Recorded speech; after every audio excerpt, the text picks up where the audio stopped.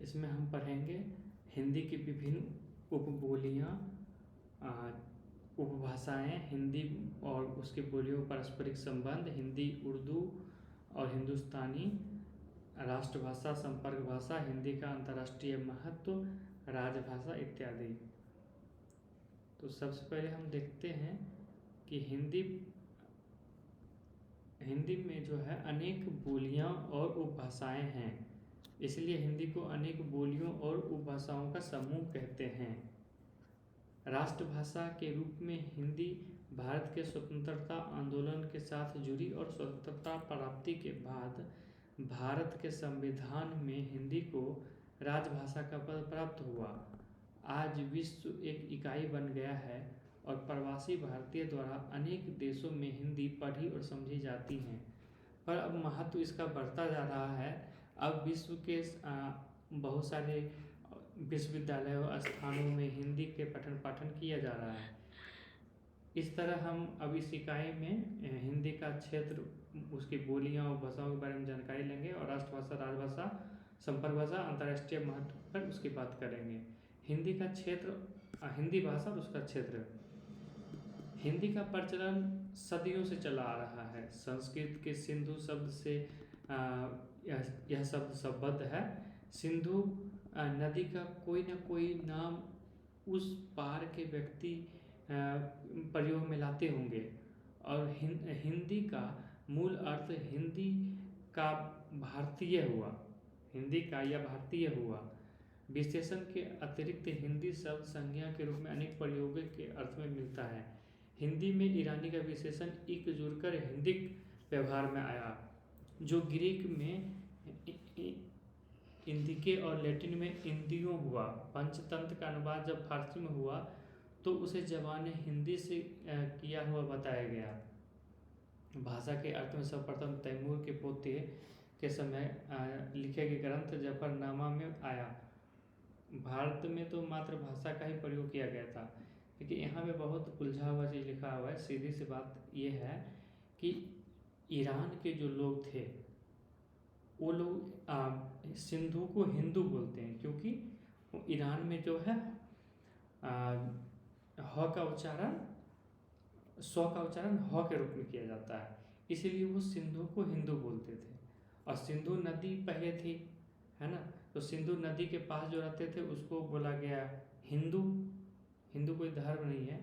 सिंधु नदी के जो किनारे रहते थे उसको ईरानियों ने बोल दिया हिंदू, और वहाँ यहाँ के लोग जो भाषा बोलते थे उसकी भाषा का नाम रह गया हिंदी। तो हिंदी का भाषा क्षेत्र जानते हैं। शब्दार्थ की दृष्टि से हिंदी का अर्थ हिंद का होते हुए भी इसका प्रयोग उत्तर भारत के मध्य बोली जाने वाली भाषा से होता है। यानी मुख्यतः जो है हिंदी उत्तर भारत के मध्य में बोली जाती है। हिंदी भारत के सबसे अधिक लोगों द्वारा बोली जाने वाली भाषा होती है और व्यवहार में हिंदी उस बड़े भूभाग की भाषा मानी जाती है जिसकी सीमा पश्चिम में जैसलमेर, उत्तर में अम्बाला, उत्तर पश्चिम अम्बाला, उत्तर में शिमला से लेकर नेपाल के पूर्वी छोर के पहाड़ी प्रदेश और पूर्व में भागलपुर, दक्षिण पूर्व में रायपुर तथा दक्षिण पश्चिम में खंडवा तक जाता है। इस विशाल भूखंड के निवासियों के साहित्य, पत्र पत्रिका, शिक्षा, आपस में वार्तालाप आदि की भाषा हिंदी है, जिसमें स्थानीय बोली की छाया तो जरूर मिलती है। शिष्ट बोलचाल के अतिरिक्त भाषा स्कूलों विद्यालयों में शिक्षा की एकमात्र भाषा जो है खड़ी बोली है, यही भाषा हिंदी है। यह भी कुछ स्थानों पर जो है प्रारंभिक और प्रौढ़ शिक्षा का माध्यम जो है उपबोलियाँ भी हैं, यानी उपभाषाएं भी हैं। कहने का मतलब है कि हिंदी में कई सारी बोलियां हैं, जैसे खड़ी बोली, ब्रजभाषा, अवधी, लेकिन हिंदी का जो मानक जो बोली है ना, मानक जिसके आधार पे हिंदी भाषा को का मानक निर्धारित किया गया है वो है खड़ी बोली, और हम उसी बोली के मानक को यूज करते हैं, लेकिन उसमें बहुत सारी उपभाषाएं हैं, उपबोलियां हैं। तो उस बोली का भी जो है प्रारंभिक शिक्षा और प्रौढ़ शिक्षा में देखने को मिलता है। इस कारण इसका जो है क्षेत्र बहुत ज़्यादा विस्तृत हो जाता है और इसे ही हम हिंदी का क्षेत्र, हिंदी भाषा का क्षेत्र कहते हैं।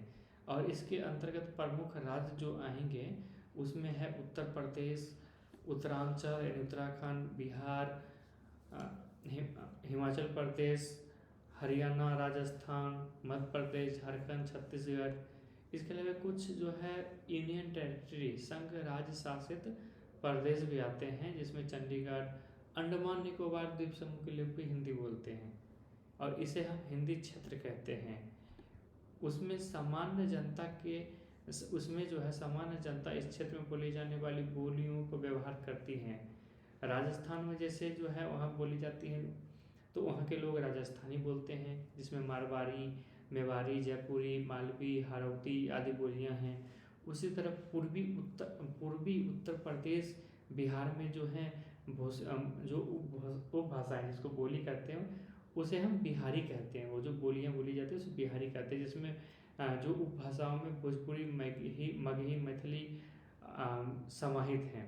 इसी प्रकार उत्तर में पहाड़ी प्रदेशों की जो है बोलियाँ या उपभाषाओं के जो समूह है उसको पहाड़ी कहते हैं और इसमें कुमाऊँ और गढ़वा ये सभी भाषाएं आती हैं, गढ़वाली और कुमायूं। इसी तरह जो है इसके अलावा नेपाली भाषाएं भी बोली जाती हैं। नेपाल जो है एक पृथक राष्ट्र भी है, वहाँ की भाषा भी तो नेपाली ही है। भारतवर्ष में भी उत्तरी बंगाल, सिक्किम, नेपाल की तराई के आदि प्रदेशों में जो है नेपाली भाषा बोली जाती है। इसीलिए हमारे संविधान की अष्टम मतलब 8वीं अनुसूची में नेपाली को भी जो है एक अनुसूची में एक अनुसूचित भाषा का नाम दिया गया है। उक्त तीनों समूह के मध्य जो भौगोलिक दृष्टि से दो भागों में विभाजित है। कहने का मतलब ये है कि हम जो मुख्यतः दो भागों में इस तीनों समूह को एक बार बांट के देखते हैं, एक में पश्चिमी हिंदी और एक में पूर्वी हिंदी। पश्चिमी हिंदी में आ जाएगा खड़ी बोली, ब्रजभाषा, कन्नौजी, बुंदेली, बागरू। इन 5 प्रमुख बोलियों को जो है समूह को हम बोलते हैं पश्चिमी हिंदी। और पूर्वी हिंदी में आएगा अवधी, बघेली, छत्तीसगढ़ी। हिंदी भाषा क्षेत्र केवल हिंदी भाषी क्षेत्र तक ही सीमित नहीं है, लगभग भारत के सभी भागों में यह भाषा जो है समझी और बोली जाती है। देश के कुछ भाषा में ये तो संपर्क भाषा के रूप में काम करती है, जैसे बम्बई, हैदराबाद। अभी बम्बई में पूरी फिल्म की शूटिंग हिंदी में होती है, तो वहाँ भी संपर्क भाषा के रूप में हिंदी बन गया है ना। कहने का मतलब है मुख्यतः जो है ना ये क्षेत्र में हिंदी बोली जाती है, समझी जाती है, लिखी जाती है, पढ़ी जाती है। लेकिन जो क्षेत्र भारत में नहीं, जहाँ नहीं जिसका नाम जिक्र नहीं किया गया है, इसका मतलब है कि वहाँ हिंदी ऐसा नहीं कि नहीं बोली जाती है, बोली जाती हैं, वहाँ भी समझी जाती हैं, है ना, लेकिन उसका थोड़ा सा संख्या कम है। हिंदी की उपभाषाएं और बोलियाँ, जैसा कि स्पष्ट किया जा चुका है कि जो है अनेक उपभाषाओं और बोलियों के समूह को हिंदी कहते हैं और इसका हिंदी भाषी क्षेत्र व्यापक है। सर्वप्रथम केलाग ने हिंदी भाषा के व्याकरण की रचना करते हुए स्पष्ट शब्दों में इस बारे में चर्चा की थी। तो इसके अलावा हम पढ़ते हैं कि हिंदी में जो विभिन्न बोलियां हमने पढ़ लिया, कन्नौजी, मारवाड़ी, मेवाड़ी, गढ़वाली, नेपाली, अवधी, भोजपुरी, मैथिली, मगही, ठीक है। और भारतीय भाषाओं के सर्वेक्षण करते हुए डॉक्टर गिरियसन ने इसे और व्यवस्थित रूप से प्रस्तुत किया और पूर्वी हिंदी और पश्चिमी हिंदी 2 खंडों में इसको पहले विभाजित किया। सबसे पहले जो है ना इसको जो है अनेक उपभाषाओं में बांटने का काम किया था सर्वप्रथम केलाग ने इसके बारे में कहा था कि हिंदी भाषा में जो है कई तरह के बोलियां और स्थानीय उपभेद जो है शामिल हैं। लेकिन उसके बाद सर्वप्रथम इसको व्यवस्थित ढंग से जो है डॉक्टर गिरियसन ने इसको व्यवस्थित ढंग से प्रस्तुत करने का काम किया और पूर्वी और पश्चिमी हिंदी के रूप में इसे 2 खंडों में बांटा। पूर्वी हिंदी को महत्व देते हुए इसकी पृथक खंड को अगले खंड में विस्तार दिया गया है। पश्चिमी हिंदी को केंद्रीय वर्ग के भाग में रखते हुए इसके अंतर्गत हिंदुस्तान, बांगरू, ब्रजभाषा, बुंदेली आदि वर्णन किया गया है। आगे जो है 1950 में धीरेन्द्र वर्मा ने हिंदी ग्रामीण बोलियों में हिंदी भाषा के 2 वर्ग पश्चिमी और पूर्वी उपभाषाएं समाहित किए और पुस्तक के प्रारंभ के परिचय में उन्होंने हिंदी भाषा और उसकी जो है बोलियों का संक्षिप्त वर्णन दिया। अब आते हैं हम लोग मुख्य वर्गीकरण जिसे हम अपनी आंसर में लिखेंगे। हिंदी की बोलियों और उपभाषाओं का मोटा मोटी वर्गीकरण जो है नीचे निम्नलिखित है, और यही जो है सभी जो है जितने भी भाषा शास्त्री भी हैं उनको भी ये मान्य है, वो भी मान लिए। तो धीरेन्द्र वर्मा ने जो कहा था उस पर हम लोग फोकस करते हैं। धीरेन्द्र वर्मा ने उपवर्ग और उपभाषाओं में इस भाषाओं को इस प्रकार विभाजित किया। उन्होंने पहला बताया कि पहला जो उपभाषा है पश्चिमी उपभाषा है, पश्चिमी उपभाषा। इसके अंतर्गत जो है खड़ी बोली, बांगरू, बज्र, कन्नौजी, बुंदेली है। दूसरी जो है उपभाषा है पूर्वी हिंदी है ना, उसके अंतर्गत बघेली, छत्तीसगढ़ी, अवधी आता है। तीसरी जो है उपभाषा है वो बिहारी हिंदी, जिसमें भोजपुरी, मैथिली, मगही आता है। चौथा जो है राजस्थानी हिंदी है, जिसके अंतर्गत मेवाड़ी, आहिरवाड़ी, मालवी, जयपुरी, हाड़ौती, मारवाड़ी, मेवाड़ी। उसके बाद जो है पांचवा जो है पहाड़ी हिंदी। पहाड़ी हिंदी जो है उसमें जो हिमाचल प्रदेश में शिमला से लेकर नेपाल तक फैली हुई है। इसकी तीन प्रधान बोलियां हैं, है ना। इसमें जो है हम लोग पश्चिमी पहाड़ी, मध्य पहाड़ी, पूर्वी पहाड़ी, है ना। पूर्वी पहाड़ी में जो है नेपाली है, मध्य पहाड़ी में कुमायूं, गढ़वाली भाषा है। पश्चिमी पहाड़ी में जो है मंडियाली, कुल्लुई, चंबाई, अनेक बोलियां बोली जाती हैं। तो खड़ी बोली का केंद्र बिंदु अब जो है मेन आते हैं, जो हिंदी का जो मुख्य बोली है जिसको मानक माना गया है हिंदी भाषा का, वो है खड़ी बोली। और खड़ी बोली का जो मुख्य केंद्र है वो केंद्र है मुजफ्फरनगर, मेरठ, मुरादाबाद, बिजनौर। बांगरू ही अब बांगरू जिसको भाषा बोला जाता है, जो हमारा जो है पश्चिमी हिंदी, बांगरू जो है पश्चिमी हिंदी का भाग है। ये बांगरू का मतलब हुआ हरियाणवी, है ना। बांगरू को ही अब हरियाणवी कहा जाता है, जो हरियाणा में बोली जाती है। और कन्नौजी को कन्नौज बोला जाता है, जो कन्नौज और कानपुर के क्षेत्र में बोली जाती है। बुंदेली को बुंदेलखंड, अवधी में प्रतापगढ़ तथा पश्चिमी में कानपुर, लखनऊ, भोजपुरी में पूर्वी उत्तर प्रदेश और पश्चिमी बिहार के कई जिलों में ये भाषाएं बोली जाती हैं। मगही का केंद्र बिंदु गया है। मैथिली दरभंगा के समीपवर्ती क्षेत्र में बोला जाता है। मारवाड़ी बीकानेर, गंगानगर, जोधपुर में बोला जाता है। जयपुरी जयपुर में बोला जाता है। इसके अलावा जो है हाड़ौती कोटा के समय बोला जाता है। मेवाड़ी जो है उदयपुर के समय मेवाती मेवाड़ के क्षेत्र में बोला जाता है। राजस्थान की सीमा बोली जाती है। मध्य प्रदेश के निवाड़ क्षेत्र में बोली जाने वाली भाषा निमाड़ी है। साहित्यिक खड़ी बोली के विविध रूप और उपरूप। उर्दू जो है क्लिष्ट और साधारण, दिल्ली और लखनऊ में बोला। उर्दू जो है क्लिष्ट और साधारण भाषा है। दिल्ली में जो है दिल्ली और लखनऊ में उर्दू साहित्यिक खड़ी बोली के रूप में बोला जाता है। साहित्यिक हिंदी जो है आगरा और दिल्ली में है। इसके अलावा जो है हिंदुस्तानी के यह निकट है। साहित्यिक हिंदुस्तानी आदि स्वीकार किए जाते हैं, जिनको अब हिंदी के विविध शैलीगत रूप में जाने जाते हैं। हिंदी का स्वरूप दक्षिण भारत से विकसित हुआ, जिसका प्रचलन जो है मैसूर, हैदराबाद और केरल में भी है। डॉक्टर भोलानाथ ने रूस के दक्षिण में बोली जाने वाली भाषा ताजु उज़्बेकी को भी हिंदी की नवजात बोली को स्वीकार कर लिया है ना। मतलब जो है रूस में बोली जाती है ताजु उज़्बेकी, उसको हिंदी की नवजात बोली स्वीकार कर लिया गया। हो सकता है कि वहाँ पर बहुत सारे हिंदी बोलने वाले कुछ लोग हिंदुस्तान के हों, है ना, इस आधार पे। इसके अलावा जो है प्रवासी भारतीय, है ना, वही बात है, प्रवासी भारतीय द्वारा बोली जाने वाली उपभाषाओं को भी अब हिंदी की बोली माने जाने लगा है ना। सूरीनाम में बोली जाने वाली भाषा को सरनामी हिंदी की संज्ञा दी जाती है। इसी तरीके से जो है अब अंतर्राष्ट्रीय जो है, इसके अलावा जो है हम लोग देखते हैं फिजी, है ना, जो फिजी में बोली जाती है। पारिया जो उज्बेकिस्तान में बोली जाती है हिंदी, उसको पारिया हिंदी बोली कहा जाने लगा है। अब हिंदी का जो अंतर्राष्ट्रीय महत्व बढ़ता जा रहा है। इस दृष्टि से विश्व में बोले जाने वाली प्रवासियों कि इन बोलियों रूपों में हिंदी बोली माने जाने लगा। मॉरिशस में भी हिंदी का स्वरूप विकसित हो रहा है ना। डॉक्टर हरदेव के अनुसार वहाँ बाहरी मतानुसार बोलियाँ जनता के दिलों तक पहुँचने की सीधी राह है। इस कारण जो है अंग्रेजी राज्य में पराधीनता में पराधीनता में भी बोलियों और अध्ययन को महत्व दिया जाने लगा था।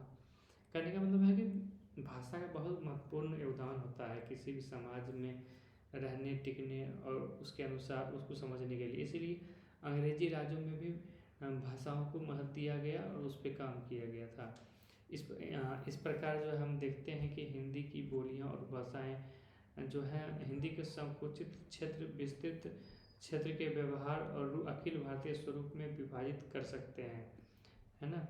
जैसे हम देखते हैं पश्चिमी हिंदी, इसके अलावा जो है पूर्वी, मतलब अगर हम भारत को एक राष्ट्र मान लें, राष्ट्रीय, तो हम दो भागों में सबसे पहले बांटेंगे, एक पश्चिमी खंड और एक पूर्वी खंड।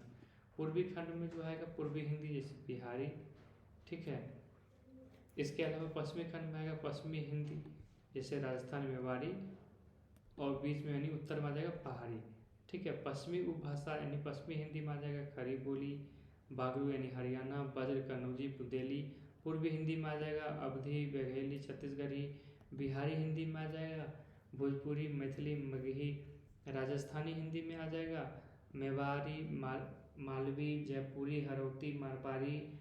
पहाड़ी हिंदी में आ जाएगा हिमाचल प्रदेश, शिमला, नेपाल के क्षेत्र में फैली हुई है। इसके अंतर्गत तीन बोलियाँ जो हैं कुमायूं, गढ़वाली, नेपाली, ठीक है। हिंदी और उसके पारस्परिक संबंध को जानते हैं। हिंदी की जनपदीय बोलियों का वर्चस्व का पर्याप्त महत्व रहा है, क्योंकि मानक हिंदी की जीवन शक्ति इन्हीं बोलियों से प्राप्त होती हैं। जनपदीय भाषाओं के महत्व का आकलन जो है बहुत सारे कवियों ने किया है, और हम आगे देखते हैं जो इम्पोर्टेंट पॉइंट है उसी को पढ़ेंगे।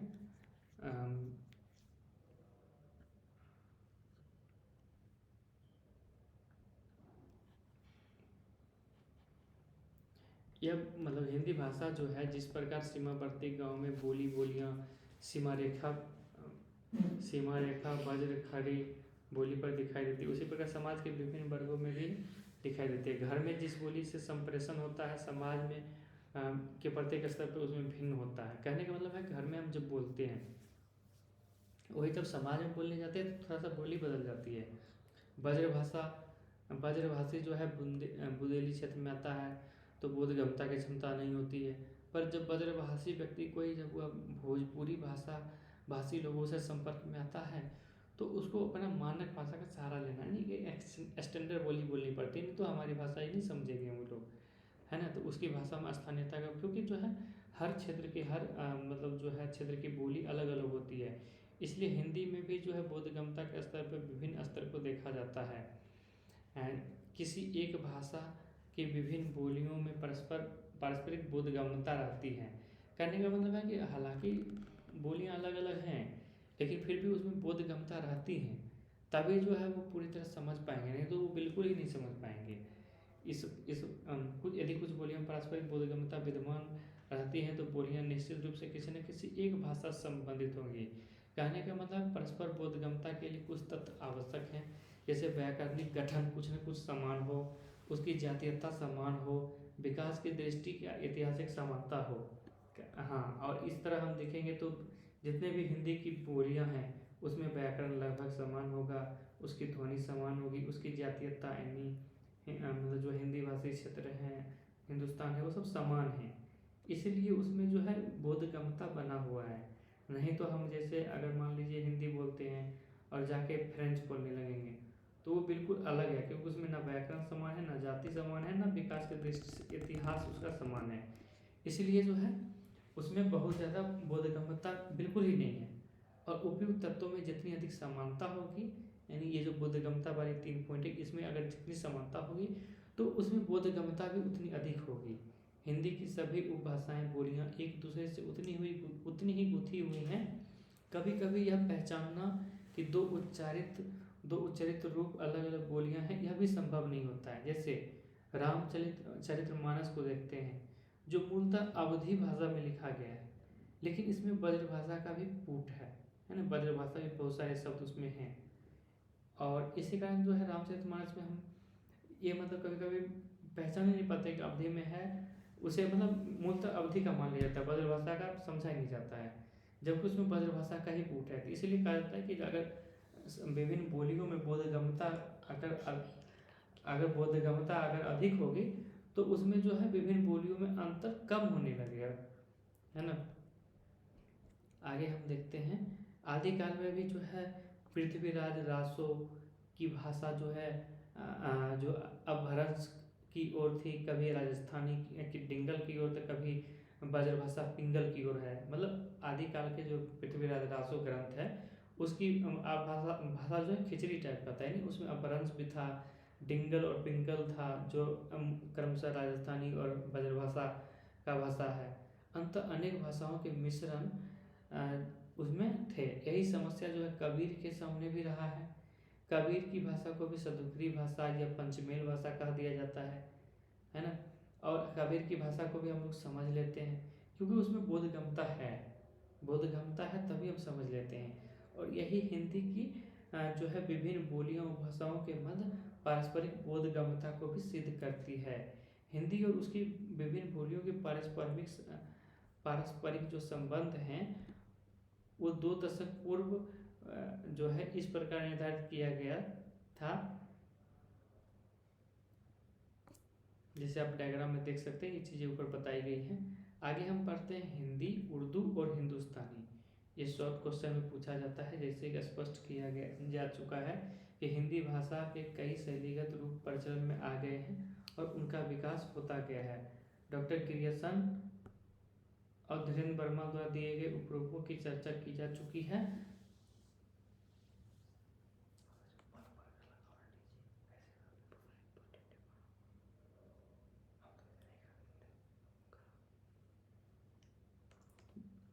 डॉक्टर वर्मा ने खड़ी बोली के साहित्यिक रूपांतरण में हिंदी, उर्दू और हिंदुस्तानी का परिगणन किया। उन्होंने माना कि जन्म से उर्दू आधुनिक साहित्य की हिंदी की सगी बहनें रही हैं। कहने का मतलब है डॉक्टर जो है धीरेन्द्र वर्मा ने कहा है कि उर्दू जो है हिंदी की सगी बहन है, अपनी बहन है, पराई नहीं। इसको ही ग्रियर्सन ने वर्नाक्युलर हिंदुस्तानी की संज्ञा दी है। उन्होंने हिंदुस्तानी के अंतर्गत उर्दू, दक्षिणी, वर्नाकुलर हिंदुस्तानी सम्मिलित की है। सबसे महत्वपूर्ण तथ्य यह है कि उसमें साहित्यिक हिंदुस्तानी, ठेठ हिंदुस्तानी, लखनऊ के 3 प्रकार की उर्दू, दिल्ली के 2 प्रकार की उर्दू, बनारस की हिंदी, संयुक्त प्रांत जिसको आप उत्तर प्रदेश कहते हैं, पंजाब आदि की जो हिंदुस्तानी भाषा है, पूर्वी भारत की हिंदुस्तानी, गुजरात की हिंदुस्तानी भाषा, कच्छ की हिंदुस्तानी, इस सभी जो है इन सभी को जो है बरार तथा वर्नाकुलर हिंदुस्तानी जो मेरठ, मुजफ्फरपुर, अम्बाला की बोलियां हैं। आज से 1 शताब्दी पूर्व जो है ये पूर्व जब ग्रियर्सन को इतने अधिक विविध रूप दिखाई दिए, तो अब तो सोचिए कि संचार क्रांति आ गई है, आकाशवाणी आ गई है, दूरदर्शन आ गया है, अनेक चैनल के विस्फोट के बाद जो है अनेक विस्फोटों में कितनी बढ़ोतरी हुई है, मात्र कल्पना ही की जा सकती है कि कितने रूप हो सकते हैं अलग अलग बोलियों के। अब हम देखते हैं हिंदी और उर्दू। आधुनिक हिंदी में यह तो स्वीकार किया जाता है कि खड़ी बोली का ही एक साहित्यिक रूप हिंदी है और तो दूसरा उर्दू। कहने का मतलब यह है कि आधुनिक हिंदी में तो यही स्वीकार किया जाता है कि खड़ी बोली का एक साहित्यिक रूप हिंदी है और दूसरा उर्दू। हिंदी से जुड़े भाषाविद उर्दू को हिंदी की एक शैली मानते हैं और यह मानना गलत भी है, क्योंकि हिंदी हिंदुओं की भाषा है। यह भी मानना गलत है कि हिंदी हिंदुओं की भाषा है, उर्दू मुसलमानों की भाषा, क्योंकि हिंदी जो है हिंदी और उर्दू जो खड़ी बोली, जैसा ऊपर में लिखा हुआ है कि खड़ी बोली का ही 2 रूप है ना। तो इसलिए हिंदी को हिंदुओं और उर्दू को मुस्लिमों की भाषा मानना गलत है। उर्दू को जितना हिंदुओं ने अपनाया है और समृद्ध किया है उसे किसी और ने नहीं। जैसे प्रेमचंद को ही देख लीजिए, है ना। इसी प्रकार हिंदी को समृद्ध करने का काम जितना मुस्लिमों ने किया है ना। मुस्लिमों में देखिए खुसरो ने, और इसके अलावा जो अन्य साहित्यकारों की लंबी सूची है जो मुस्लिमों ने इसको बढ़ावा, जायसी, है ना। ये सब मुस्लिम थे कि इन्होंने हिंदी को बढ़ावा दिया। इसका मतलब ये नहीं कि भाषा किसी धर्म से जुड़ा हुआ है। महाभारत के संवादों के लेखक राही मासूम रजा आज अमर है, जबकि वो मुस्लिम है, जबकि वो पूरी महाभारत के संवादों के लेखक हैं और हिंदी में लिखे हैं, है ना। उर्दू में जो थोड़ी बहुत भिन्नता है उसमें कुछ विशिष्ट ध्वनियाँ, अरबी फारसी से प्राप्त शब्दावली, कुछ व्याकरणिक रूप हैं, पर जो है सामान्यतः व्याकरणिक ढांचा एक जैसा है। किसी भी भाषा को 4 आयामों में देखा जाता है: व्याकरण, उच्चारण, शब्दकोश और लिपि।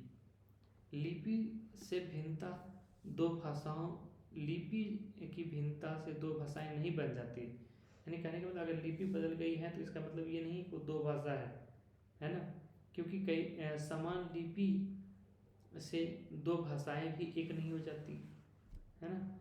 इसी तरह जो है अन्यथा मराठी और हिंदी एक हो जाती। कहने का मतलब मराठी और हिंदी की लिपि जो समान है, लेकिन फिर भी वो एक जैसी भाषा नहीं है। लेकिन उर्दू और हिंदी की जो है लिपि अलग अलग है, फिर भी वो एक जैसी भाषा है। और शब्दकोण की दृष्टि से अगर देखें तो अंग्रेजी में जितनी शब्दावली है कि दूसरी भाषाओं की रचपच हो गई है, और उतनी किसी भाषा में नहीं है। ध्वनि उच्चारण में मात्र 5 विशेष ध्वनियाँ जो हैं क, ख, ग, घ, ज, फ उर्दू में है, जिनमें नुक्ता के साथ जो और फ अंग्रेजी के कारण भी है, और अब हिंदी में भी ले लिया गया है।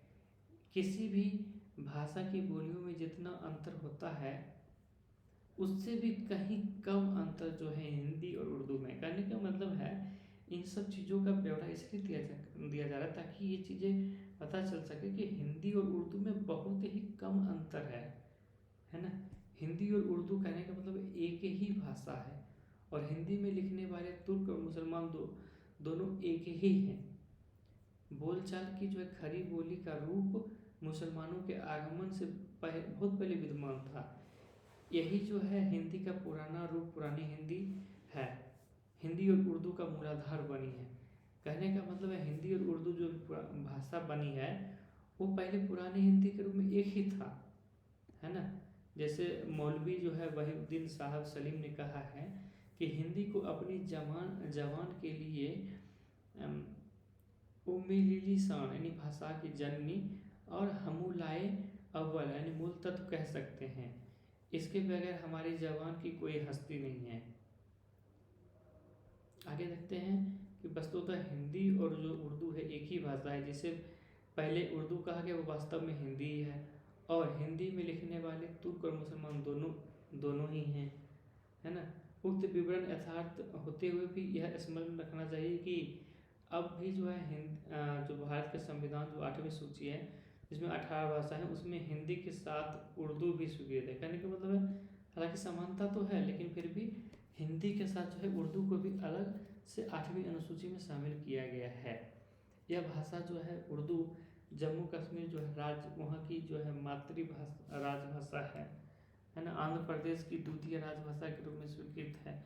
इसके अलावा हिंदी कई हिंदी भाषाभाषी राज्यों में जो है उर्दू को जो है द्वितीय भाषा के रूप में मान्यता दिया गया। इसलिए दिया जाता है ताकि क्योंकि वो हिंदी से उसकी निकटता है ना, और वैसे ही और हिंदी और उर्दू दोनों बोली जाते हैं उस क्षेत्र में, उसमें ज़्यादा अंतर नहीं है, इसलिए दोनों को दिया जा चुका है। हालांकि संवैधानिक मान्यता तो एक राजनीतिक कारण भी होता है, उसके कारण भी मिलता है ना। लेकिन राजनीतिक कारण होने के बावजूद भी समाज में तो चीज़ें नहीं बदल जाती है, इसलिए राजभाषा के रूप में 2 भाषाओं को महत्व दिया जाता है। संवैधानिक मान्यता मिलने के कारण अन्य भाषाओं के साथ इसका और उर्दू का अस्तित्व हमें देखने को मिलता है, जिसको नकारा नहीं जा सकता है। भारत के पड़ोसी देश जो है पाकिस्तान, वहाँ भी राजभाषा के रूप में जो है इसकी अंतर्राष्ट्रीय धरातल पर स्वीकृति हुई है ना। कई राज्यों में उर्दू अकादमिक समुचित विकास पर ध्यान दे रही है। उर्दू विश्वविद्यालयों का स्थापना इस भाषा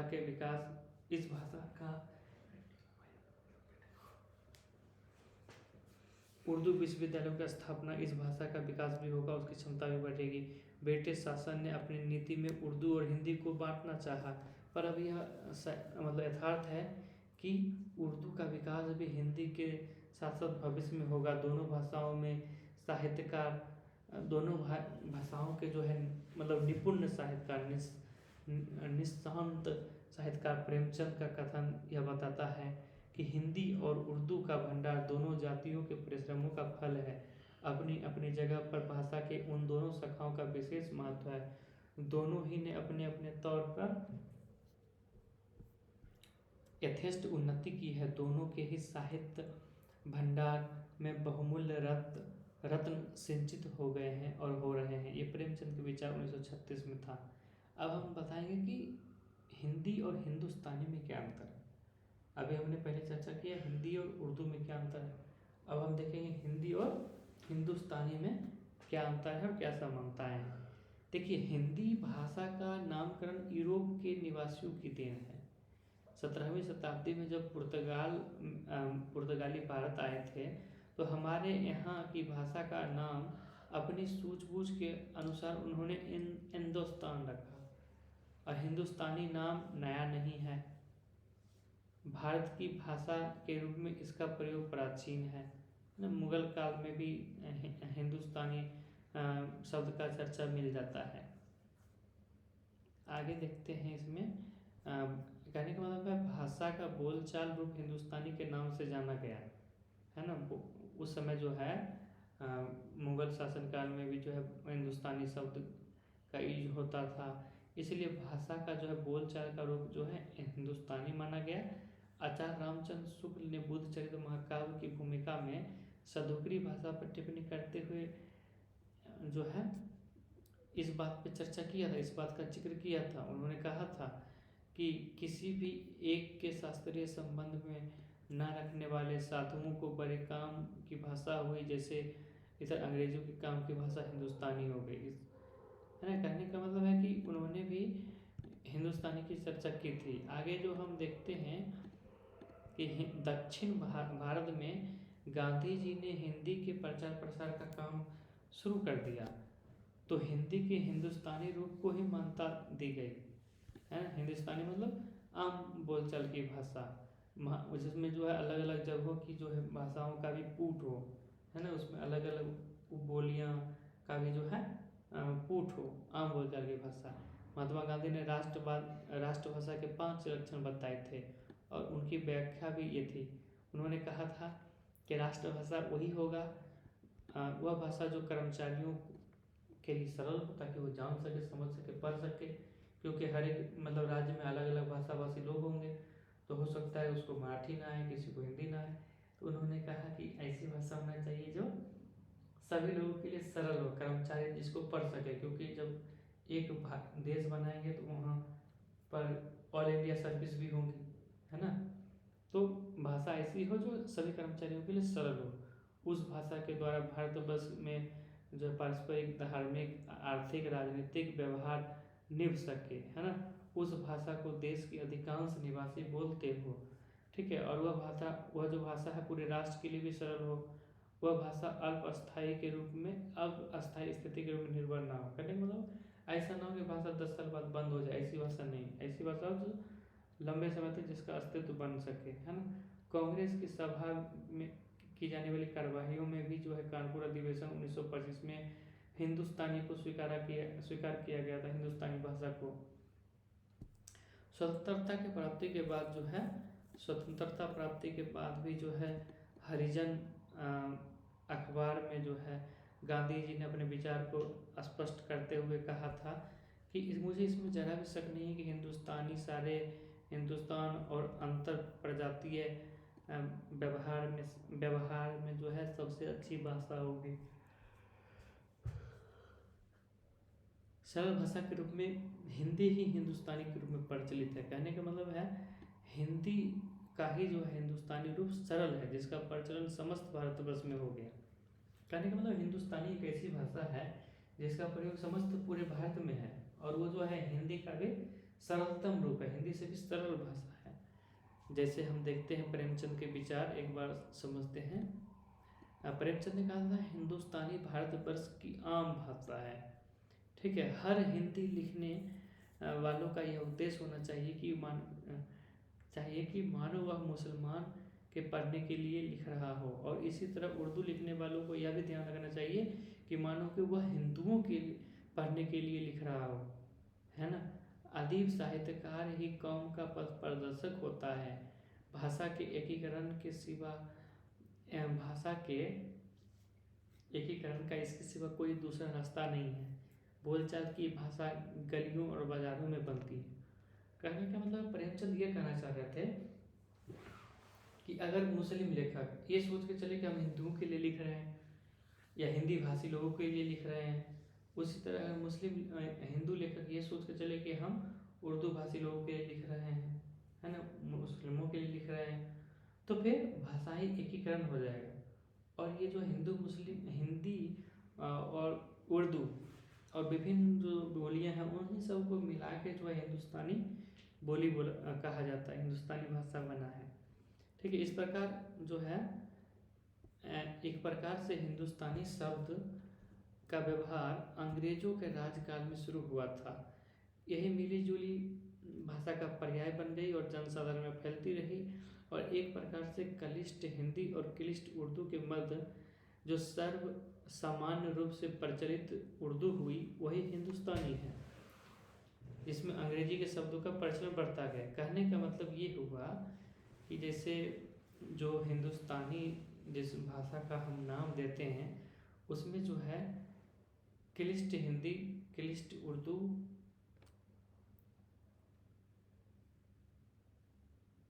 के बजाय प्रचलित उर्दू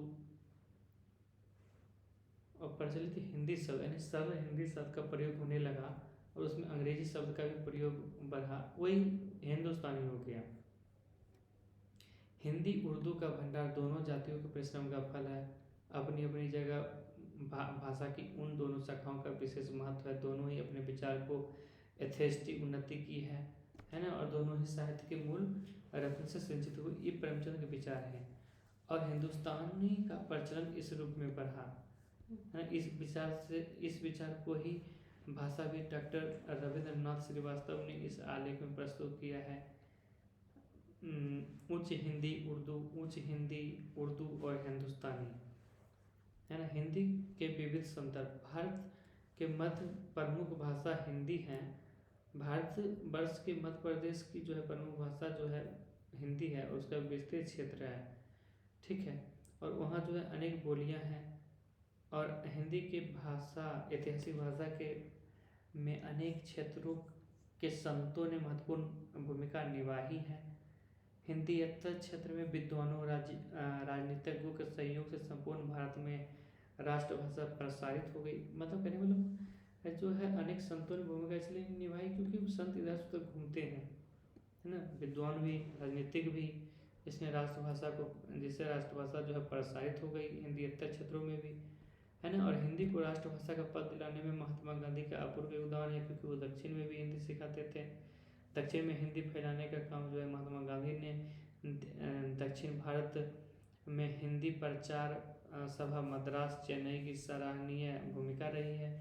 स्वतंत्रता के बाद जब संविधान में राजभाषा के रूप में हिंदी को दिया गया स्थान, तो संपूर्ण भारत में संपर्क स्थापित करने में हिंदी ही काम आती है। आज भी अंतर्राष्ट्रीय महत्व इसका बढ़ता जा रहा है।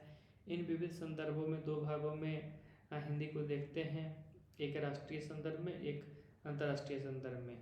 इसके संदर्भ में देखेंगे हिंदी भाषा को है 3 रूप लिए जाते हैं, राष्ट्रभाषा, राजभाषा और संपर्क भाषा। अब हम चर्चा करेंगे राष्ट्रभाषा। राष्ट्रभाषा कहने का मतलब अर्थ बिल्कुल स्पष्ट है राष्ट्रभाषा का, यानी राष्ट्र की भाषा। राष्ट्रभाषा राष्ट्र की भाषा, वह भाषा जो मतलब जो है उस राष्ट्र के यानी पूरे देश के लोग बोलते हैं, या जो संस्कृति से जुड़ा हुआ भाषा है, यानी वहाँ के हर लोग उस भाषा को जानेंगे, अच्छे से उसमें रसे बसे होंगे, है ना। राजभाषा तो कुछ और भी, इंग्लिश भी राजभाषा हो सकता है, लेकिन जरूरी नहीं कि इंग्लिश राष्ट्रभाषा है, यानी जरूरी नहीं कि इंग्लिश हर कोई जानता है, यानी जरूरी नहीं कि इंग्लिश में हम वो चीज़ समझ सकते हैं जो फीलिंग्स, जो इमोशंस हम हिंदी में समझ सकते हैं। और राजभाषा और राष्ट्रभाषा में यही अंतर है ना, क्योंकि राष्ट्रभाषा हमारे इमोशन से जुड़े होते हैं। जब किसी देश की बोली और भाषा आदर्श बनकर मानक रूप ग्रहण कर लेती है और इतना महत्वपूर्ण हो जाती है कि वो पूरे राष्ट्र के क्षेत्र में, पूरे राष्ट्र के भाषाभाषी लोगों के सार्वजनिक कामों में उपयोग होने लगती है तो वह राष्ट्रभाषा के पद पर प्रतिष्ठित होने लगती है और उसका साहित्यिक और सांस्कृतिक महत्व भी होता है। जबकि राष्ट्रभाषा की आवश्यकता जो है, इसके अलावा राष्ट्रभाषा की आवश्यकता का अनुभव तब किया जाता है जब राष्ट्रीयता के साथ साथ राष्ट्र की एकता को प्रति राष्ट्रीय एकता के प्रतीकों को सम्मिलित कर लिया जाता है।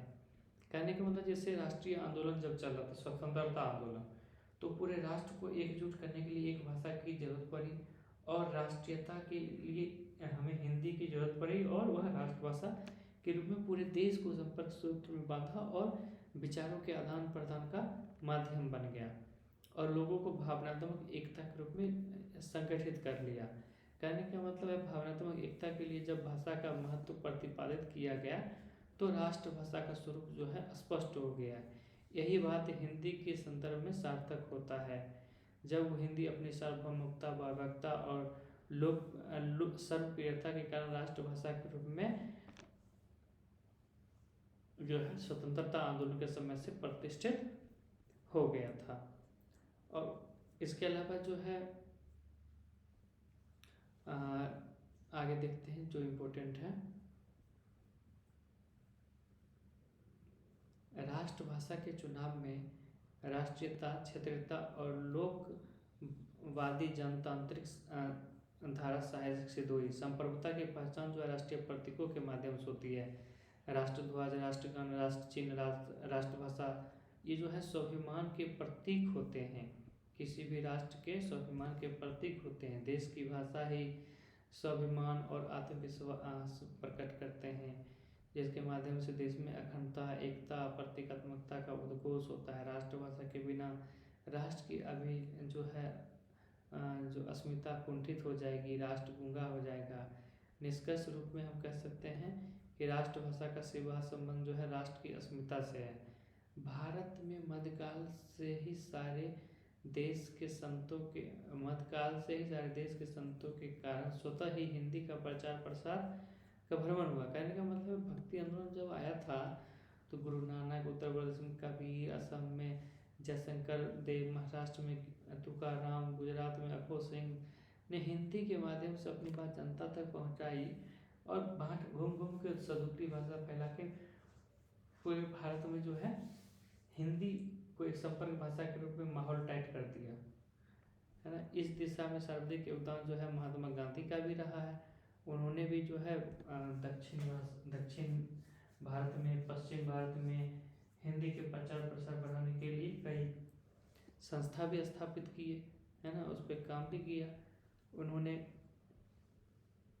गुजरात शिक्षा सम्मेलन में कहा भी था, 1917 में ही स्पष्ट कहा था कि केवल हिंदी ही है जो राष्ट्रभाषा बन सकती है। हालांकि उन्होंने यह भी जो है हिंदी और उर्दू जो है दोनों एक ही भाषा है, केवल उसकी शैली में अंतर हो चुके हैं, है ना। 1918 में जब गांधी जी हिंदी साहित्य सम्मेलन के 8वें अधिवेशन के अध्यक्ष हुए थे तो उन्होंने बड़ी दृढ़ता के साथ हिंदी को राष्ट्रीय जो है स्तर पर प्रतिनिधित्व करने पर बल दिया है।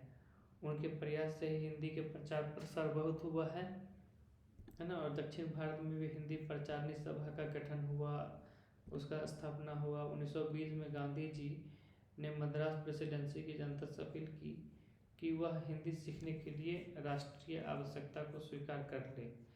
गांधी जी गुजरात के संत प्राणनाथ से प्रभावित थे। उन्होंने 17वीं शताब्दी में उद्घोष कर दी थी, है ना, कि मतलब सभी को जो है सबको बोधगम्य जानकर हिंदी भाषा सबसे बड़ी है। आधुनिक काल में एक ओर ईसाई मिशनरी भी हिंदी सीख रहे थे तो दूसरी ओर केशव चंद्र और स्वामी दयानंद जैसे समाज सुधारकों ने अपने विचारों के प्रचार प्रसार के लिए हिंदी को अपना लिया, है ना। इसके अलावा जो कोलकाता हाई कोर्ट में भी हिंदी को अपनाना पड़ा, मतलब जस्टिस सादाचरण चित्र द्वारा स्थापित एक लिपि विस्तारक 1905 में भारी लिपि को बल मिला। आगे देखते हैं। बंगाल की नई पीढ़ी का प्रतिनिधित्व करने वाले सुभाष चंद्र बोस, बाद में नेताजी के नाम से विख्यात के स्पष्ट विचार थे कि अगर हिंदी मान ली गई है तो वह अपनी सरलता और व्यापकता की क्षमता के कारण वह किसी प्रांत विद्रोह की भाषा नहीं बल्कि सारे देश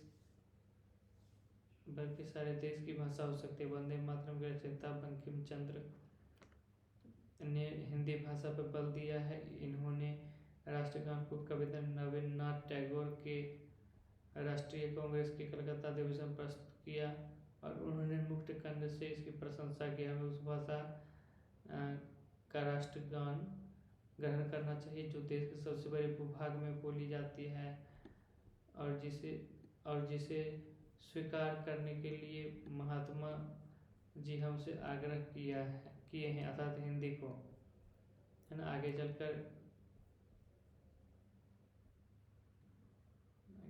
हैं एक सेकेंड। हाँ, आगे चलकर हिंदी और स्वतंत्रता की लड़ाई पर्याय बन जाता है और इसको नेतृत्व प्रदान करते हैं महात्मा गांधी।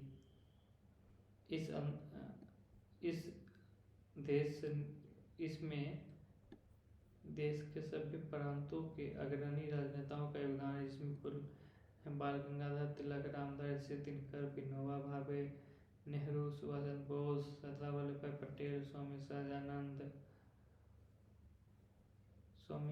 श्रद्धानंद, वल्लभ भाई पटेल, लाला लाजपत, सुभाष चंद्र बोस, ये सभी जो है लोग हैं राष्ट्रभाषा के रूप में हिंदी के प्रचार प्रसार के लिए संस्थाओं की स्थापनाएं हुई हैं और मद्रास में स्थापित दक्षिणी भारत हिंदी प्रचार सभा अब जो है वर्धा में स्थापित है।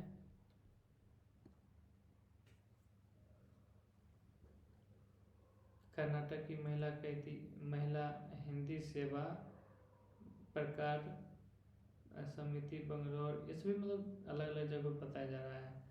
इस प्रकार जो हिंदी का प्रसार करने का बहुत मतलब प्रसार भी बहुत हुआ है। हिंदी में इसका पूछता है। अब देखते हैं राजभाषा। राजभाषा का अर्थ है राजकाज की भाषा, यानी सरकार को चलाने के लिए भाषा। वह भाषा जो है औपचारिक नहीं होगा, फॉर्मल इनफॉर्मल, मतलब औपचारिक होगा, इनफॉर्मल नहीं होगा, है ना। और इसके जरिए जो है राजकाज चलाने में सुविधा मिलेगा। तो भाषा नीरस होगा, थोड़ा कठिन होगा, शब्दावली थोड़ा इसमें इम्पोर्टेंट होगा। हालांकि इसमें भाषाओं पर ज़्यादा इस पर ध्यान देना पड़ेगा। कहने का मतलब राजभाषा शब्द प्राचीन नहीं है। यह तो संविधान में राजकाज चलाने वाली भाषा संबंधी अनुच्छेद 343 तथा 8वीं अनुसूची से जुड़ जाने से राजभाषा शब्द का प्रयोग होने लगा है।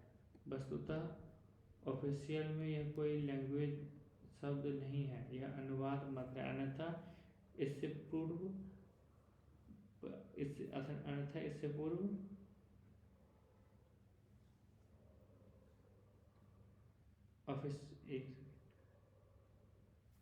राजभाषा शब्द का प्रयोग किया जाने लगा। वस्तुतः ऑफिशियल लैंग्वेज शब्द का अनुवाद मात्र है।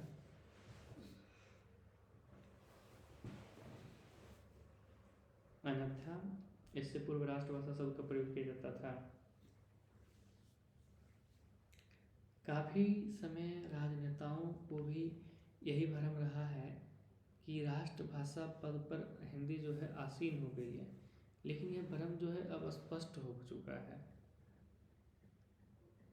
लेकिन ये जो भ्रम है वो अब स्पष्ट हो चुका है और आर्थिक विकास के लिए हिंदी मतलब राष्ट्रभाषा और राजभाषा के भेद भी हो चुके हैं। राजभाषा जो है प्रशासनिक प्रयोजनों तथा आर्थिक विकास के लिए काम करती है, जबकि राष्ट्रभाषा सामाजिक अस्मिता तथा राष्ट्रीय प्रभुता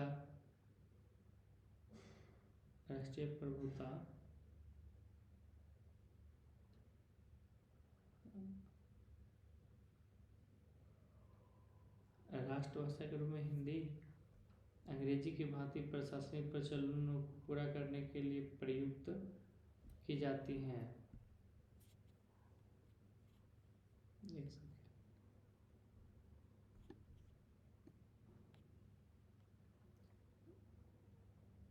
जबकि राष्ट्रभाषा के रूप में प्रयोग में आने वाली हिंदी सामाजिक सांस्कृतिक भाषा भी बनी हुई है। भारत के संविधान में राष्ट्रभाषा संबंधी मुख्य अनुच्छेद जो है वो 343 से 351 के बीच में है, जिसमें अनुच्छेद 120 संसद की भाषा का उल्लेख करता है। इन अनुच्छेदों में 343 वे अनुच्छेद हैं जो राष्ट्रभाषा के रूप में प्रतिष्ठित हिंदी भाषा के उदाहरण का उल्लेख करेगा। राजभाषा के रूप में प्रतिष्ठित हिंदी भाषा का उल्लेख करेगा, है ना। संघ की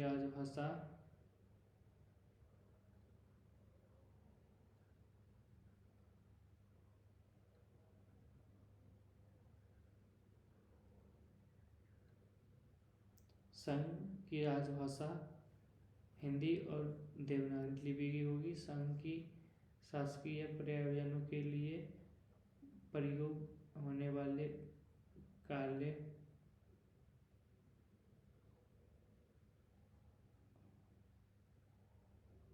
हम देख सकते हैं 1948 से 349 के बीच जो है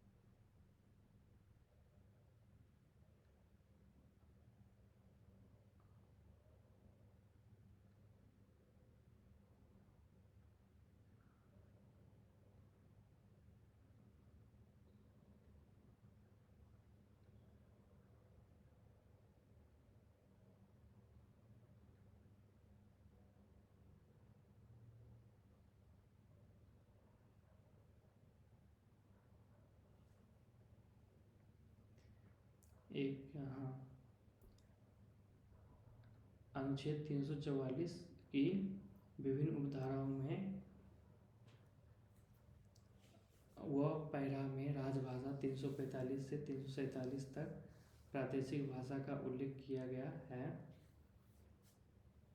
अनुच्छेद 348 से 49 में उच्चतम न्यायालय और उच्च न्यायालय की भाषा का विधान है। अनुच्छेद 350 में विशेष आवेदनों की भाषा प्रावधान का उल्लेख है। अनुच्छेद 351 में विशेष निर्देश दिया गया है, जिसमें यह बताया गया कि हिंदी भाषा का विकसित किस रूप से किया जाएगा। उसमें लिखा हुआ है संघ का कर्तव्य है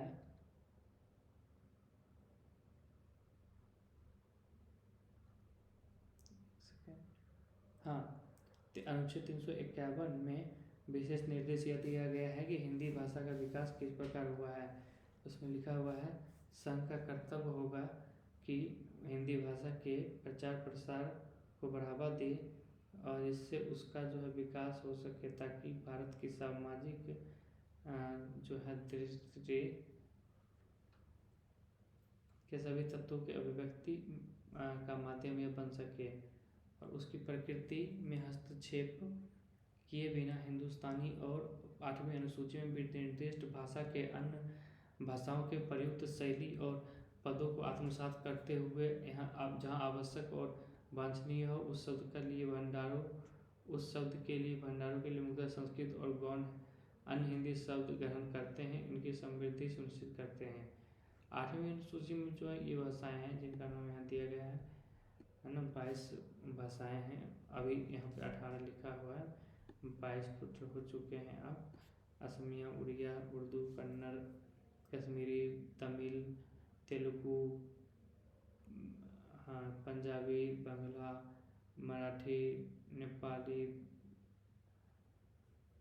मराठी, संस्कृत, नेपाली, सिंधी, कोंकणी, मणिपुरी। स्वतंत्रता प्राप्ति के बाद भारत के संविधान में राष्ट्रभाषा के अनुच्छेद अचानक जोड़ दिए गए।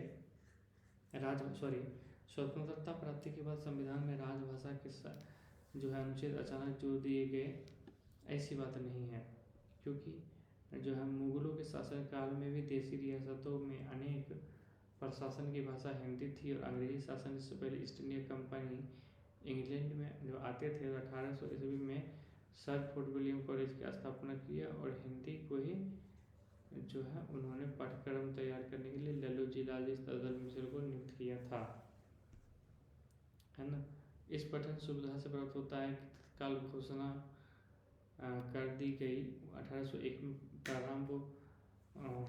प्रारंभ से कोई ऐसा सिविल कोड और मतलब जो है विश्वास उत्तरदायित्व पद पर नियुक्त नहीं किया जाएगा जब तक यह निश्चित न कर लिया जाए कि गवर्नर जनरल बनाए गए नियमों तथा उन भाषाओं को समझ नहीं लेता है। ये देखते हैं।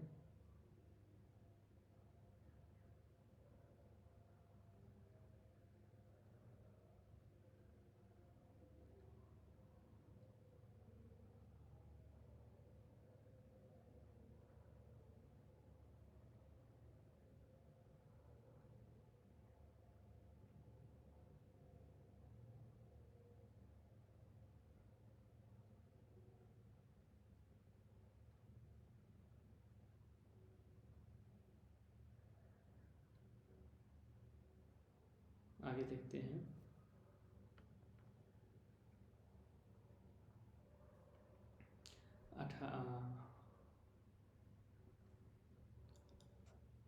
कहने का मतलब है हिंदी को बढ़ावा दिया गया अंग्रेजों के द्वारा भी, इसके महत्व को देखते हुए, और इसके अलावा जो है इंडिया ऑफिस लंदन का जो है इंडिया ऑफिस लंदन में भी जो है हिंदी की परीक्षा के लिए बताया कि अनिवार्य होना चाहिए, है ना। इंडिया ऑफिस लंदन का दिनांक 1891 का यह जो आदेश आया था कि उत्तर प्रांत और पश्चिमी प्रांत में आने वाले अधिकारियों के लिए हिंदी की जो परीक्षा में उत्तीर्ण होना अनिवार्य होगा, है ना। अन्य राज्यों वाले अधिकारियों को प्रोत्साहन के लिए इनाम की व्यवस्था की गई। आगे चलकर 1882 में सिविल सर्विस कमीशन को भेजे गए नाम पर जोर दिया गया कि हिंदुस्तानी के लिए विशेष नाम पुरस्कार की व्यवस्था की जाए, है ना। इसके अलावा जो है 1901 में जनगणना के प्रथम खंड में हिंदी के महत्व को प्रतिपादित किया गया है। वे हिंदी के पास ऐसा शब्दकोश और अभिव्यक्ति सामर्थ्य मानते हैं जो अंग्रेजी या किसी अन्य प्रकार की भाषाओं में नहीं है, ठीक है। सब भारतीय संविधान का स्वतंत्र भारत संविधान रिकॉर्डिंग करता है। स्वतंत्र भारत का संविधान बनाने के लिए जो प्रेस कॉन्फ्रेंस हुई, इस अवसर पर 1928 में मोतीलाल नेहरू की अध्यक्षता में तैयार की गई नेहरू रिपोर्ट कि कल जैसे हिंदुस्तानी स्वतंत्र भारत का संविधान बनाने के लिए जो कॉन्फ्रेंस हुई थी, इस अवसर पर जो है मोतीलाल नेहरू ने नेहरू रिपोर्ट तैयार किया था, जिसमें हिंदुस्तानी को सर्वप्रथम भाषा मानक के रूप में उन्होंने स्वीकारा। इस रिपोर्ट को तैयार करने में उन्होंने दो युवक जवाहरलाल नेहरू और सुभाष चंद्र बोस को विशेष आमंत्रित किया था। भाषा के विज्ञान में जो राजभाषा संबंधी अनुच्छेद 341 से 343 है, उसे मुंशी अयंगर फार्मूले के अनुसार स्वीकार कर लिया गया है। उल्लेखनीय है कि ये दोनों महानुभाव हिंदी क्षेत्र से संबंधित थे। वर्तमान में राजभाषा के रूप में हिंदी की स्थिति इस प्रकार है। देखिए कि हिंदी जो है केंद्र के जो है प्रयोजनों के लिए 1965 से मुख्य भाषा हिंदी और उसके बाद सहज भाषा जो होगी वह अंग्रेजी भी होगी, है ना। और राज्यों हिंदी भाषी राज्यों जहाँ हिंदी जो है राजभाषा है, हिंदी राज्यों वे राज्य जहाँ हम जो है द्वितीय भाग के वे राज्य जहाँ हिंदी को द्वितीय भाग के रूप में माना जाता है। राज्यों मात्र हिंदी, गुजराती, पंजाबी यहाँ उतना ज़्यादा इंटरेस्टिंग नहीं है। उसी तरह जब हम राज्यों बोलते हैं तो वे राज्यों राजभाषा से इतर कोई भी होगा, अंग्रेजी शेष आदि प्रभाव से अंग्रेजी शेष आदि सभी राज्य, है ना। समस्त हिंदी भाषाभाषी राज्यों में राजभाषा के रूप में हिंदी का प्रयोग किया जाता है और अनुमान किया जाता है। अब संपर्क भाषा कैसे कहते हैं? संपर्क भाषा जो भौगोलिक और सांस्कृतिक एकता को जोड़ता है, इस प्रक्रिया में संचार सक्रिय रहता है, बोधगम्यता जो है इसमें ज़्यादा होना चाहिए। उत्तर भारत की जो बोली जो हिंदी है वह संपर्क भाषा के रूप में बंगला भाषी पंजाबी से भी बात करना चाहेगा तो कर लेगा, हिंदी संपर्क भाषा में हो लेती है तो, है ना। तो कहीं ना कहीं जो है यही जो है हिंदी और हिंदूमती सबको आंतरिक रूप और बाह्य रूप से मिलने से बनने वाली संपर्क भाषा है। पंडित जवाहरलाल नेहरू ने यह माना था कि एक राज्य से दूसरे राज्य को पत्र व्यवहार अथवा बोलचाल के लिए एक ही भाषा का प्रयोग किया जाना चाहिए और वह हिंदी है। हिंदी भाषा ही उपयुक्त और उचित संपर्क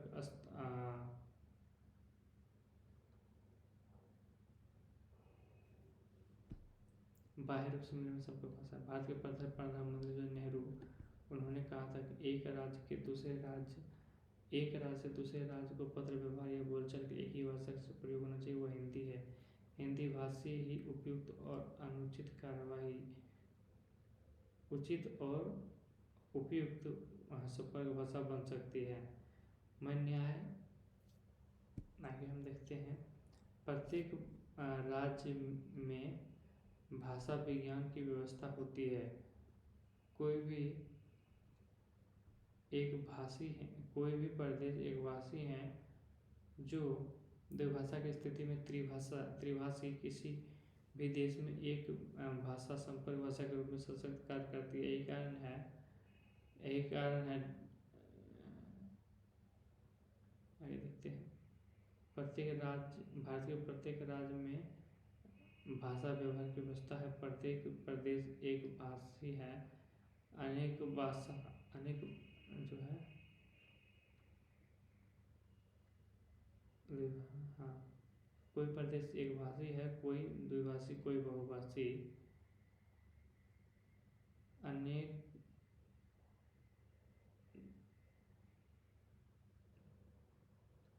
किसी भी देश में संपर्क भाषा के रूप में कार्य करती है और यही स्थिति उसमें हिंदी निभाती है। हिंदी एक ऐसी जो है लैंग्वेज थी जो भौगोलिक एकता, सांस्कृतिक एकता के कारण भी जो है जनभाषा के रूप में आपसी संपर्क संसर्ग की भाषा है। भाषा के अन्य भाषाओं की ओर जो है इसका उदाहरण और व्यापक विश्लेषण हमारे दृष्टिकोण पर प्रस्तुत हुआ है। संविधान के अनुच्छेद 346 में कहा गया है कि एक राज्य से दूसरे राज्य के बीच या राज्य और संघ के बीच संचार की भाषा होगी और यही संपर्क भाषा के प्रयोग की स्थिति बनाती है। राजभाषा 1976 के अनुसार भी बताया गया है कि हिंदी जो है इसकी संपर्क भाषा किसकी, राज्य की जो राज हिंदी भाषी हैं, राज्य की जो राज हिंदी भाषी हैं जहाँ या मतलब यूनियन टेरिटरी है जहाँ हिंदी मान्य है और बाकी सभी राज्यों पर भी जहाँ हिंदी मान्य है। कहने का मतलब हिंदी में पत्र भेजने पर अंग्रेजी अनुवाद को भेजना होगा, है ना। हिंदी में मूल टेक्स्ट होना चाहिए। इसके अलावा जो है संपर्क भाषा की आवश्यकताएं क्यों बनी, क्योंकि पारस्परिक संपर्क बनाए रखने के लिए, संघ से संपर्क बनाए रखने के लिए, संघ और राज्य कोई अन्य भाषी है ना देखिए, पंजाब और हिंदी अलग अलग भाषा है, लेकिन संपर्क भाषा हिंदी है। पंजाब और संघ की भाषा अलग अलग है, लेकिन संपर्क भाषा यही है। सबका सब अलग है, मारवाड़ी अलग है, हिंदी अलग है, फिर भी संपर्क भाषा जो है हिंदी है। इसी तरह जो है तमिलनाडु में संपर्क भाषा तमिलनाडु संघ के मध्य जो है संपर्क भाषा की दृष्टि से हिंदी भाषा का प्रयोग विभिन्न क्षेत्रों में किया जाता है, जनसंचार में, शिक्षण में, तकनीक में, संस्कृति में, ये सभी जो है सामाजिक में, ये सभी जो है वह अभी भाषा विज्ञान के अंदर कहा गया है। और आगे देखते हैं हम हिंदी का हम पढ़ेंगे अंतर्राष्ट्रीय महत्व। हिंदी का अंतर्राष्ट्रीय महत्व। हिंदी अंतर्राष्ट्रीय महत्व कारण विश्व के विभिन्न देशों के विद्वान मनीषी भाषाविदों के लिए हिंदी अध्ययन और विचार रुचि लेते रहे। हिंदी का प्रथम व्याकरण भी कई शताब्दी पूर्व उसने उनमें लिखा गया, जितना तत्काल लैटिन के अनुवाद में हुआ, बाद में अंग्रेजी में हुआ। अब तो हिंदी विश्व भाषा के रूप में समाविष्ट हो चुकी है। प्रवासी भारतीयों के कारण हिंदी पहले से फिजी, मॉरिशस, सुरिनाम, ट्रिनिडाद प्रतिष्ठित थी। अब तक जो 5 विश्व हिंदी सम्मेलन हुए उनमें से 3 जो है तो मॉरिशस, एक ट्रिनिडाद में विदेशों में ही संपन्न हुए। 5 में जो है 3 विदेशों में ही संपन्न हुए। प्रथम सम्मेलन नागपुर में हुआ। इसमें श्रीमती इंदिरा गांधी ने कहा था कि हमारा देश बहुभाषी देश है, हमारी अनेकता में एकता की बात उन्होंने कर दी, है ना। यहाँ अनेकता में एकता है, यहाँ सर्वभाषा जो है भारतीय है, लेकिन मुझे आशा है कि भारत के लोग अधिक से अधिक हिंदी सीखेंगे। आज ही हिंदी के व्याकरण, अब तो हिंदी की राष्ट्रभाषा ही नहीं है, बल्कि आज तो हिंदी भारत की राष्ट्रभाषा ही नहीं बल्कि विश्व में इसका 3रा स्थान है। विश्व के शताब्दी विश्वविद्यालयों में इसका पठन पाठन होता है। इसके अलावा जो है बहुत से यूनेस्को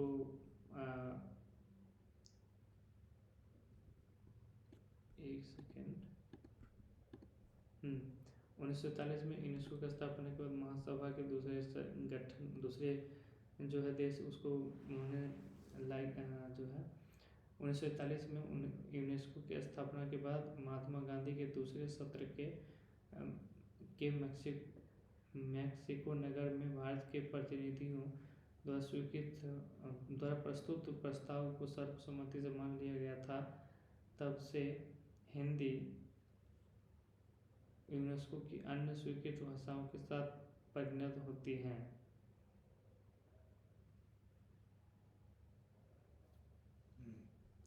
आगे हम देखते हैं। इसके अलावा हिंदी जो है हिंदी में अनुवाद किया जाता है। विशेष प्रार्थना पे पत्रिकाएँ लिया जाता है। यूनेस्को द्वारा इसको रिकॉग्नाइज किया जाता है। 1967 में यूनेस्को कुरियर पत्रिका में हिंदी का संस्करण पब्लिश हुआ। इन सभी से हिंदी को एक संपर्क भाषा के रूप में बढ़ोतरी बढ़ती है। इसी प्रकार हिंदी का अंतर्राष्ट्रीय जगत में प्रतिष्ठा भी होती है ना। संस्कृत शीघ्र ही उसका संयुक्त राष्ट्र संघ से बाधा पड़ जाता है। संयुक्त राष्ट्र संघ अंतर्राष्ट्रीय मंच पर संयुक्त राष्ट्र संघ की भाषा के रूप में मान्यता मिलेगी। यहाँ उल्लेखनीय है कि भारत के 2 पूर्व मंत्री अटल बिहारी और नरविंदर सिंह जो है 1977-88 में हिंदी का अभिभाषण में विदेश मंत्री रह चुके हैं। उन्होंने हिंदी का अभिभाषण विदेशों में जाके दिया था। अंतर्राष्ट्रीय मंच पर राजभाषा हिंदी को प्रतिष्ठित करने की दिशा में भारत सरकार का पहल प्रशंसनीय है। सांस्कृतिक संबंध परिषद नई दिल्ली के तत्वाधान में विदेशी के लिए गंगाचल पत्रिका प्रकाशित किया जाता है। संयुक्त राष्ट्र के अतिरिक्त अन्य अंतर्राष्ट्रीय मंचों पर भी हिंदी के प्रभाव में निम्नलिखित शब्दों का प्रयोग अंतर्राष्ट्रीय मंचों पर हिंदी के अभिभाषण में उल्लेखनीय इस प्रकार प्रश्न पूछे। कहने का मतलब है चंद्रशेखर, अर्जुन सिंह, रामविलास सिंह, दयाल सिंह ने हिंदू परिवार देने के लिए विदेशों में भी इंटरव्यू में बोला। आगे देखते हैं, नागपुर में प्रथम विश्व हिंदी सम्मेलन हुआ और यहीं पे कालेलकर और टेटरकर ने संयुक्त महाराष्ट्र सभा में मान्यता दिलाने के लिए अपने विचार व्यक्त किए थे। और दयानंद बसंतलाल मॉरिशस ने अंतर्राष्ट्रीय दृष्टि से हिंदी के महत्व को प्रतिपादित किया। उन्होंने कहा जो है आगे उन्होंने अलग अलग लोगों ने बताया है उसकी चर्चा की गई है। सुभाष चंद्र बोस ने जो है दक्षिण और पूर्वी एशिया के मध्य आज़ादी में पहुँच की थी और उनकी सरकार स्थापना की थी, जिसका आरंभ अधिकांश हिंदी कार्यक्षेत्र में ही होता था, है ना। बहुत से पत्रिका हमारे देश के आए भारत से, जहाँ जो है श्री लाल प्रसाद व्यास के संपादन में विश्व हिंदी पत्रिका प्रकाशित होती है। वहीं विश्व में हिंदी का लेखा विश्व में हिंदी प्रकाशित हुई है। अंतर्राष्ट्रीय मंच पर हिंदी की उत्पत्ति उज्ज्वल भविष्य का संकेत देती है। आज इस क्षेत्र में शोध कार्य करने वाले विद्वानों में अग्रणी हैं मैक्रोग्रोवर्स, डॉक्टर लीजन लुर्से, डॉक्टर बिस्की स्मेकल और डॉक्टर तनाका आदि। यह जो है इस वीडियो का सारांश भी है, खत्म हो गया। अब हम पढ़ेंगे दूसरी इकाई जो है वो है ध्वनि संरचना और हिंदी की समस्याएं।